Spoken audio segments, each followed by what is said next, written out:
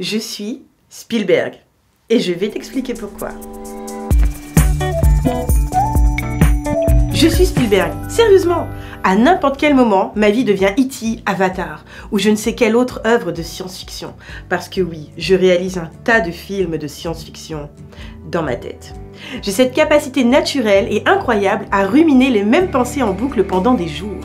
Prise dans l'une de ces spirales intellectuelles, je tournais en rond et élaborais le pire des scénarios, quand un jour, le Saint-Esprit m'arrêta et me dit « Et si tu continuais à ruminer, mais en pensant à un scénario positif, en accord avec ma parole, en accord avec mes promesses, en accord avec ce que je dis de toi, ce que je dis de ta situation ?» J'avoue, le Saint-Esprit m'a séché sur place. Je ne m'y attendais pas, il est vraiment trop fort. Le problème n'était pas que j'utilise mon imagination pour me projeter dans l'avenir. Le problème, c'était que le film que je projetais sur la toile de mon futur n'était pas du tout en accord avec ce que Dieu, lui, en pensait. Et ce film, ce mauvais film, s'est développé parce qu'au lieu d'écouter la voix de mon sauveur, j'ai commencé à écouter la peur. Oui, cette peur qui essaie toujours de revenir. Elle essaie d'entrer par la fenêtre quand j'ai fermé la porte.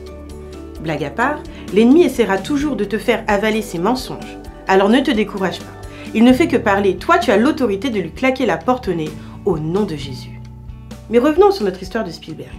Dieu est le réalisateur de ma vie. Je l'ai choisi. Je lui ai donné ma confiance et tout ce que je suis. Ma foi est en lui. C'est pourquoi je sais pertinemment que l'écouter, le laisser me guider et lui obéir augmente mes chances de vivre un film qui remporte un Oscar. En revanche, si je commence à décider toute seule, guidée par la peur, le cœur alimenté par les doutes, alors il y a de fortes chances que le film de ma vie sorte directement en DVD disponible à la supérette du coin. Dit autrement, écouter la mauvaise voix me mène sur une dangereuse voie. Écouter la voix de la foi, au contraire, me permet de faire les bons choix. L'apôtre Paul a écrit une série de recommandations à l'église de Corinthe, et parmi celles-ci, ce conseil que j'apprécie particulièrement et que je te partage aujourd'hui. Restez vigilants, tenez ferme dans la foi, soyez courageux, fortifiez-vous. 1 Corinthiens, chapitre 16, verset 13. Le mot foi ici, c'est le mot grec pistis, qui veut dire conviction forte, croire avec l'idée prédominante de confiance, que ce soit en Dieu ou en Christ, une foi à toute épreuve. Et ce mot vient lui-même du mot péto, qui signifie, entre autres, être persuadé d'une chose concernant une personne, avoir confiance.